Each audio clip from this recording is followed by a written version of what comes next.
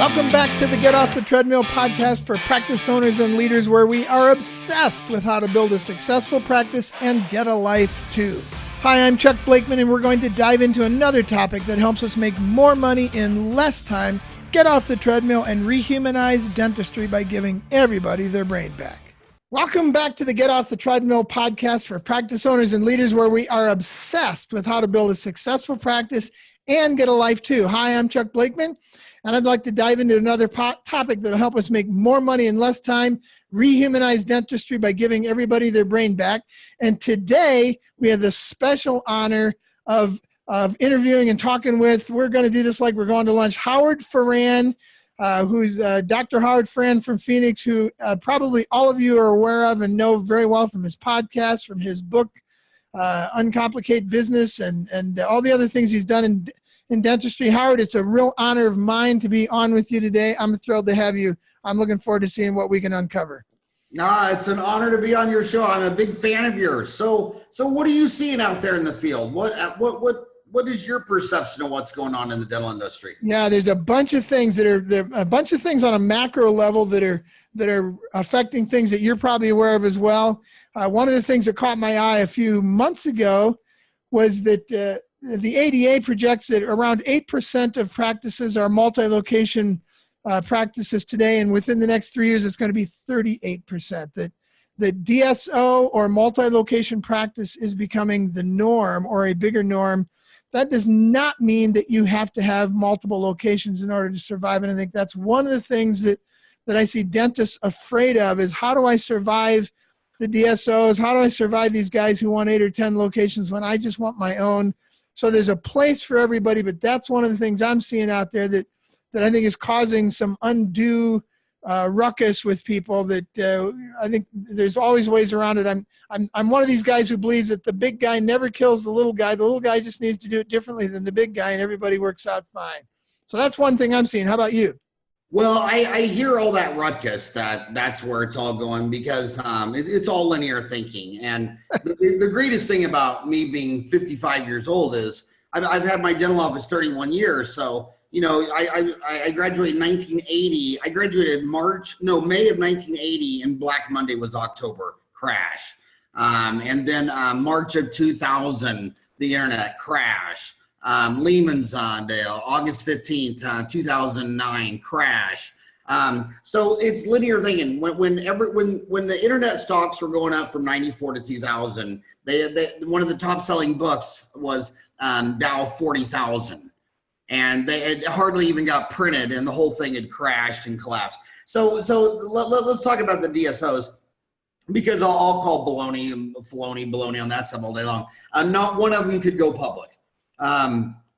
When I got out of school in 1980, Orthodontic Centers of America, Lazarus out of Catholic boy out of New Orleans, moved to Florida, started a roll up. And what a roll up is, as opposed to a roll out, is what he realized there was all these orthodontic offices that wanted to retire and sell their practice for $2 or $3 million. And the kids coming out of ortho school didn't have the money. So he went to Wall Street, borrowed $100 million, started rolling up all these orthodontic practices, and made it. He's the only one who made it to the New York Stock Exchange, had $1 billion valuation. But the same problems they're having today, they couldn't keep their doctors. So if I bought your practice for $3 million and said you had to work for me for 3 years, at 3 years and 1 minute you quit, and then I replaced you with some young kid who didn't go to 4 years of college, 4 years of dental school, and 3 years of ortho school. He didn't go to college for 11 years to be somebody's employee. And the whole thing crashed. There were a dozen on NASDAQ. They all crashed. So then they disappeared. So now they're back, and they're doing a roll up again. They're just getting a big line of credit, buying all these dental offices, and they don't show any proof of concept.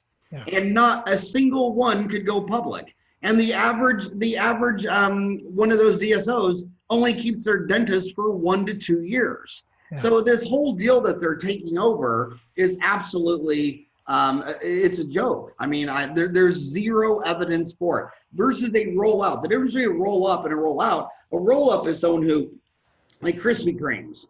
It's a family unit deal. They work on their concept for 20 years. Then they slowly, one turns into two, then two turns into four, and four turns into eight, and then they go public, and they're still public to this day. That's a roll out with the proof of concept. We don't even see that. Heartland owns 850 dental offices, and I don't know of a single American who even knows what a Heartland is. Yeah. They buy your office, Chuck Blakeman, and it's just Chuck Blakeman's office. They come by mine, it's Howard Farran. So it's all Wall Street shenanigans. It's all crazy stuff. The bottom line is the reason I never did a rollout. I could have, what I did was I did turnkeys. And what a turnkey, because I knew that dentistry, you sell the invisible. I mean, I know what a bottled water is. I know what a Starbucks coffee is. I know what an iPhone is. But when my engine light comes on, I take it to the dealer I bought it at because I don't know what the hell's going on. I mean, I grew up with 5 sisters playing Barbie dolls. When someone comes into my office and I tell them they have 4 cavities, I'm selling the invisible. They're looking at things like, I got half a dozen staff members that have been with me over 20 years. They see the same hygienist, the same assistant. They see me 31 years. You get trust to where they say, no, you can't just get your teeth clean. I mean, teeth whitened. You got to get a teeth cleaning. You got gum disease. You got cavities. And so the product is the doctor-patient relationship. Yeah. And everybody that's crushing it is on all the soft stuff. I mean, when you walk into a $1 million practice, you can smell it. You walk in there, it's just fun, and you're greeted, and everybody's smiling, and everybody's talking, and every time you get a cleaning every 6 months, it's the same damn hygienist. I'm in Phoenix where there's a lot of DSOs, and every dentist I know, every dentist that I go drink beer with and eat cheeseburgers to work on my fabulous figure, says the same thing. People come in, they say, you know, I went back there to get the filling done, and the doctor that told me I needed the filling, it wasn't even there. And every time I get my teeth cleaned, it's a different hygienist. And I said, well, where's Betty? Oh, she's gone. And that destroys trust. So the bottom line is, if you can't keep your employees, you're not going to keep, if you can't keep your spouse, you can't keep your employees, you're not going to keep your patients. It's the doctor-patient relationship. And what I see is these dentists, they have all this staff drama. They have all this staff turnover. And what do they do with all their money? Oh, once a month they go fly across the country and go take some $3,000 weekend course because they think if they learn occlusion or TMJ or something, it's going to solve all their problems. And I think the reason they want to leave Denver and fly to Scottsdale or Coyce or Ross Nash or the Pink Institute or you name it is because they're so stressed out of their own office. Hell, they want to get out of town. Their spouse and kids are driving them crazy. Their staff's driving them crazy. Their patients are driving them crazy, and they just want to get out of town. The same scenario is, imagine your restaurant is going bankrupt, and your best idea is, well, you know, it's a steakhouse, and you know what you need to do is you need to learn how to make lasagna. And there's this course in a big city. It's always in a big city. It's always in Beverly Hills or or Scottsdale or Manhattan. And if you just made the ultimate beef stroganoff, oh my God, you build it, they will come. And it's all full of crap. I tell dentists, get your damn house in order. Figure out why your staff's unhappy. Figure out why there's drama. Learn how to lead. And they don't want to hear all the soft stuff. They're surgeons. They went to school to go in an operatory with their hands and do surgery. Whereas physicians, not even 10% of physicians work with their hands and do surgery. They're all sitting there listening and writing scripts and taking tests. Dentists are surgeons in an operatory, and that's what they want to do. And the dentists that are crushing it are the ones that can do that invisibly, but they can talk to the patient. They can greet you. When you come in, they give you a tour of the office. And it's not the new patient experience. Hell, it's every patient, every time they come in experience. And if you can press the flesh, if you can talk English, if you can build trust, sell the invisible, they're crushing it. And that's what a DSO can't stamp out, because the DSO is kind of reverse natural selection. Anybody who can do it is going to start up and do it. Everybody who can't do it is going to stay back in there. And then when they don't like it, they'll jump to another one. Then they'll jump to another one. I know dentists, 5 years out of dental school, they've already worked for 5 different DSOs. Wow. And when I'm in these dental school classes, the DSOs come in there and they buy in pizza and they provide lunch and they tell them these statistics. that, it's gone from 0 to 8% and it's headed to 38%. And when old man Howard was in dental school, all the pharmacists own their own business. Now they all work for CVS and they all work for Walgreens. And that's true. But, when I go to Paris, France, and you go to the doctor and they get write you a prescription, they put it on your health card. It's got a magnetic strip like your credit card, and you go shove it in an ATM machine that's made right here in my backyard in Scottsdale, and a bottle comes down, a label comes out, pills come out of a hopper, and you reach up and you grab your pills. Pills are not surgery. Surgery is I have to touch you. I have to lean you back. I have to give you a shot. You have to trust the diagnosis. Comparing 28 tabs of penicillin to me giving you a shot, putting you on laughing gas and doing a root canal, and you even believing that you need a root canal and a crown for $2,500 instead of $100 and $300 filling. So dentistry, I don't see the big change. I really don't. So how 31 years and it's not changing. I'm just seeing the same bad projections go up. And right. They're just trying to do it over and over. So what I see it working with general medicine. How do you see it different? I see a real difference between general medicine and how they're rolling that up and how it's not working with dentistry. I think you've hit on some of that, but draw some of those comparisons, why you think this works there and not here. That's an outstanding question. When you say healthcare, okay, so in 1900, healthcare was 1% of the GDP. There's no specialties. By a century later, 2000, it's 14% of the GDP. Physicians have 58 specialties. We have 9. Now it's 2018, healthcare is 17%. But when you look at that, dentistry is just 5% of that.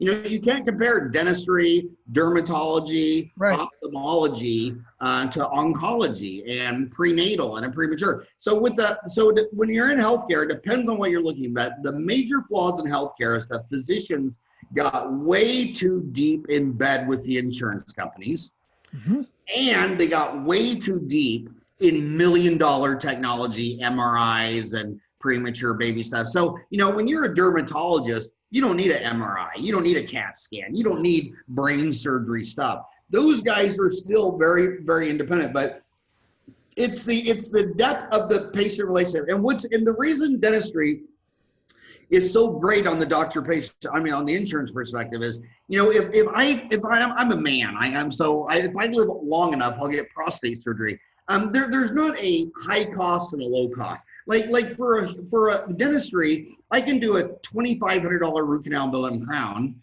or we could just extract the teeth for $250. I could do an all-on-4 at $25,000 an arch, $50,000 for full mouth, or I could do dentures at $1,500 an arch, and the whole thing's $3,000. I can do low quality dentures with cheap materials at $500 a unit. I can do them nicer for $1,500 a unit. I could do that lower denture on one implant in the middle, like the Australians do. I could do it on 2, which sets up a fulcrum. That's how the Americans do it, and I don't know why they like that so much. I could do it with mini implants. I could do it with 4 with a hater bar and a clip.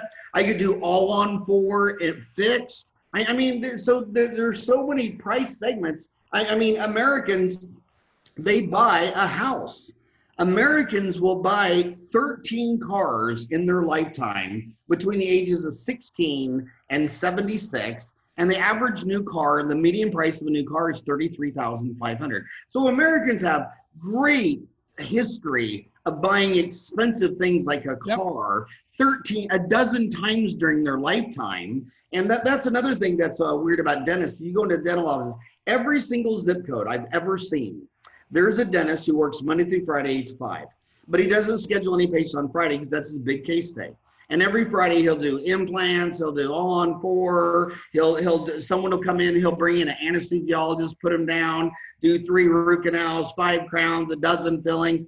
And every single Friday, 30, 40, 50 times a year, they're doing a $5,000 to $50,000 case. And then in that same medical dental building, the other 95% of the dentists will never, ever do a single case once in their lifetime. They won't even do one for the price of a median average new car when someone in their zip code, someone in their building, their plaza does it every Friday. And I argue with these guys that, I was having dinner in Kansas at this Mexican restaurant. And this guy was telling me that I didn't get it. I'm like, dude, I was born in Wichita, Kansas. I totally get it. I went to dental school in Omaha, Nebraska.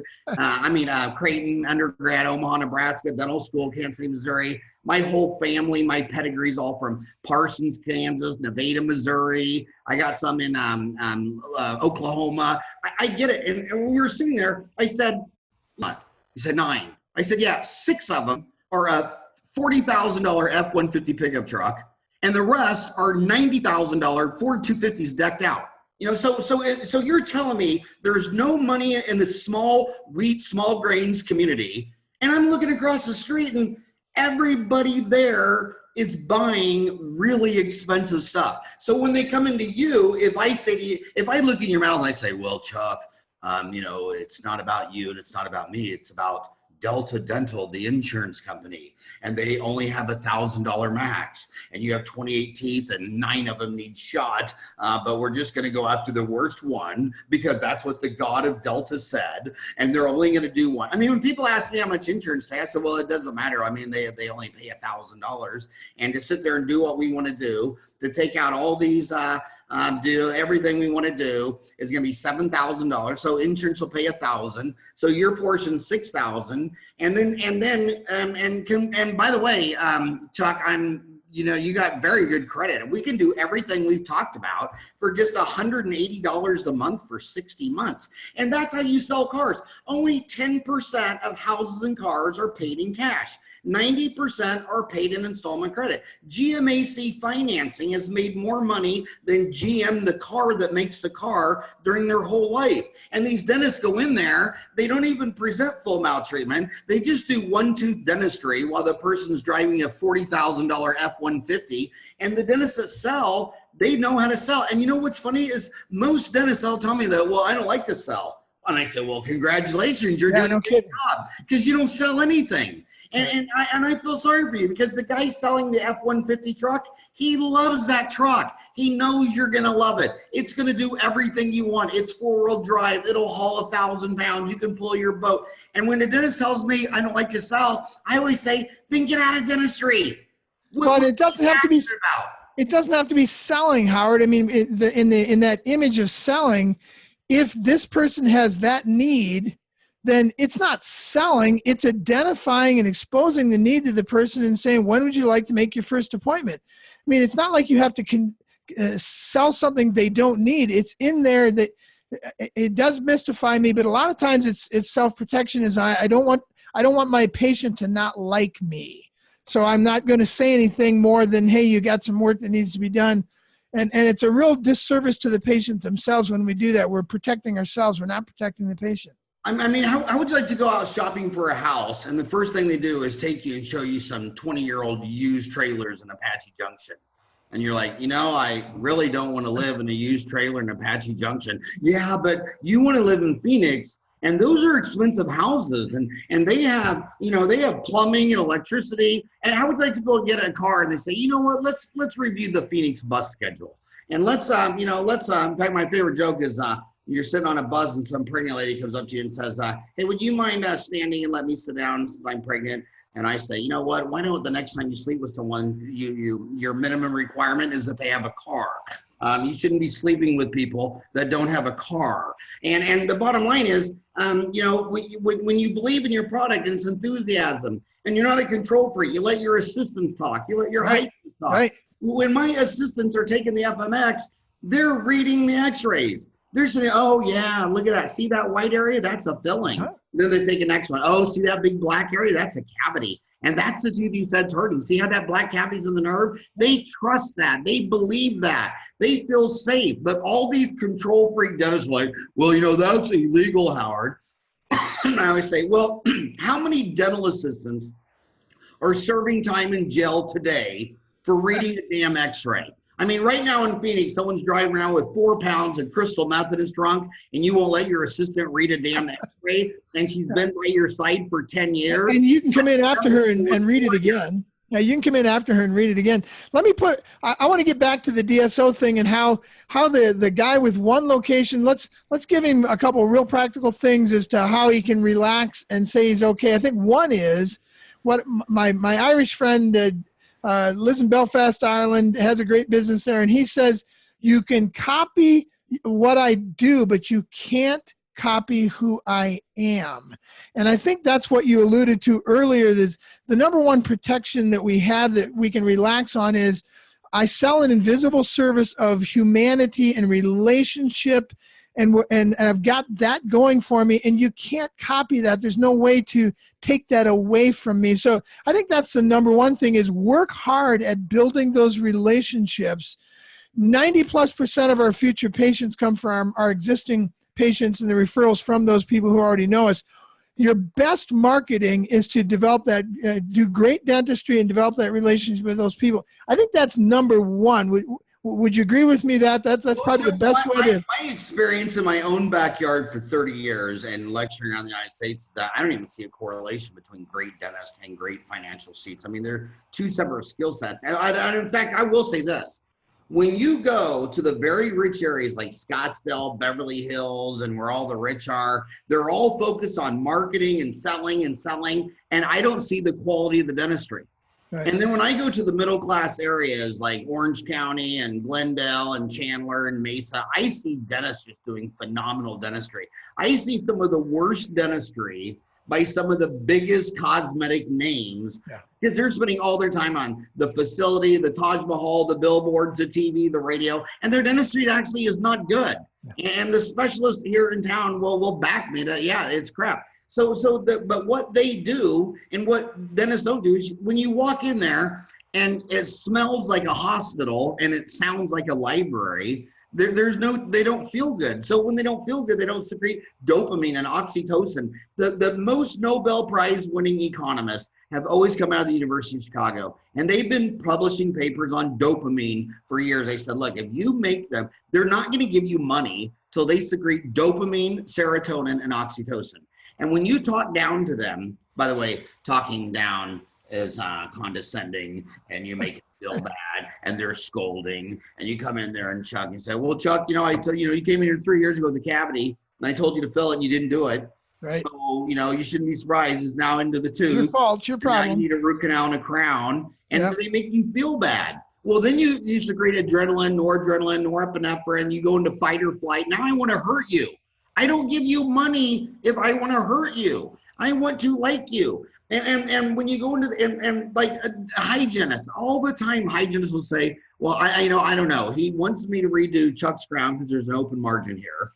But he did a crown on the other side 2 years ago, and there's an open margin there. And then they ask the dentist, they say, well, what's the difference between this open margin on this one and the one that you did? And they say, well, you know what? If you have those kind of questions, you should go to dental school.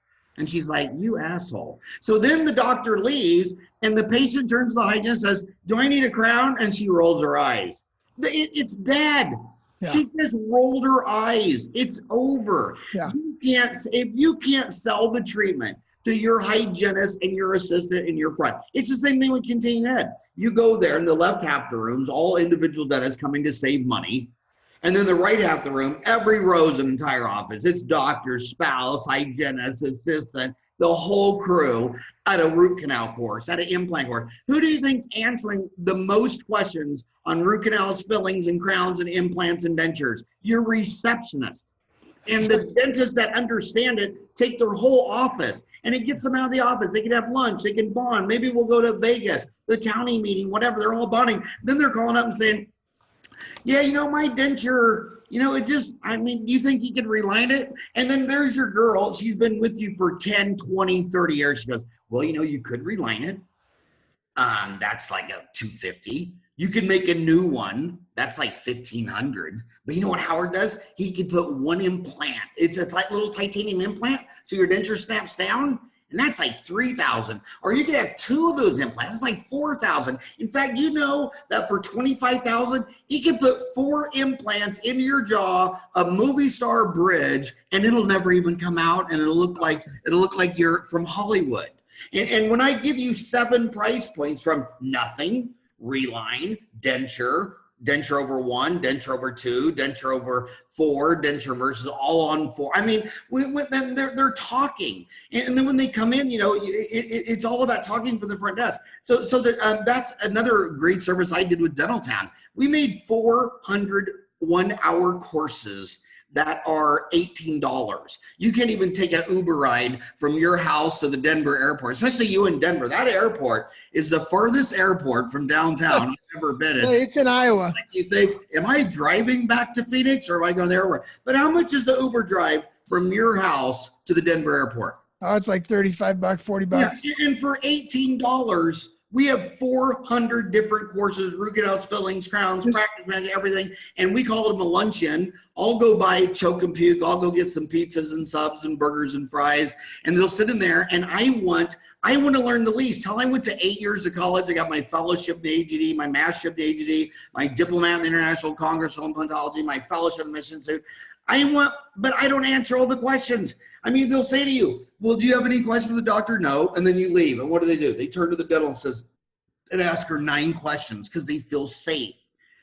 You hygiene board, do you have any questions? No. Then you leave and you see him talking to the hygienist for 10 minutes. But who's answering all the questions, the most questions, are the receptionists. And look at that. The dentist will have 1 hygienist and 2 assistants and 1 front desk. So they call the front desk and say, well, do you guys do implants? I'm sorry, can you please hold? And then they go to do something. I'll come back. I mean, when you go into any business, whoever is answering the phone, that's inbound sales. That's the highest paid people. Those are the ones that make the $100,000 a year. And the outbound sales, those people are wearing suit and ties, have briefcases, $100,000. But you know who's making the product in the back? Working the machine shop, wearing overalls and a t-shirt and a lunch bell? That's a $25 an hour job. And in dentistry, it's reverse. The person doing the inbound sales and the outbound sales never train, never goes to courses, never takes CE. You don't get it. And she's answering 2/3 of all the questions, and it's just completely insane. Howard, where can they find your courses? Because we've talked about the virtues of profitable dentistry, that course, and where can they find that stuff? I want people to get a link to that. Dentaltown.com. Now, all my courses are on YouTube, youtube.com/Dentaltown Magazine. I got the Virtues of Profitable Dentistry. I got my 30-day dental MBA. It's also on iTunes. So they can just search Howard Farran and Dentaltown or YouTube. Just go to dentaltown.com, and then there's the online CE course. And then here's another thing. I can't call a single business that's publicly traded that doesn't start every phone call with, this call may be recorded for training purposes. A dentist doesn't even record his phone call. I'll go to any dentist. I'll say, okay, the month's over. How many inbound calls do you have? I don't know. Don't know. How many went to voicemail? I don't know. How many went to voicemail and no one even answered the voicemail? I don't know. How many people landed on your website? I don't know. For every 100 that landed on your website, how many converted and called your office? I don't know. How many unique people had to call your office to convert to a patient? Because what I'm seeing is 100 people land on your website, 3 call. Well, why don't you fix that on the funnel? And then 3 people call, she can only convert 1 to come in because most of the time they get a call waiting or they're on hold, et cetera, et cetera. So then 3 people have to come in with the cavity for the doctor to convert 1 to get it done. And on top of that disaster, they're doing $750,000 in revenue, taking home 175, and it's a disaster. Howard, anything, they're making 350 to 400. Yeah, one of the things that I've seen, you talk about trends in dentistry, is we still need dentists to figure out the numbers part of this. We're coming to the close of this segment, but I think that might be fun for us to, I'm going to have you back on here, and I'd love to talk more about how dentists don't know their numbers. They don't do well with their time. They're not close to their money. You've talked a lot about people, time, and money in your book and other things. So I'd like to have you back on to do that. People can find you on Dental Town, and Dentistry Uncensored is your show. I love what you're doing. Let me have you back here just as quickly as we can, and we'll do this again. All right. It was an honor to be on your show. Thank you so much for having me. Good. Thank you so much. If this podcast was helpful, please subscribe by computer or by phone, or connect with us at www.gottsummit.com, 2 T's, G-O-T-T summit.com. That stands for Get Off the Treadmill. We have those summits quarterly for dental practitioners only. Or connect with us at www.chuckblakeman.com or email us at grow@cranksetgroup.com. Let's get off that treadmill. Let's get into the participation age. I look forward to seeing you in the next podcast. Thanks.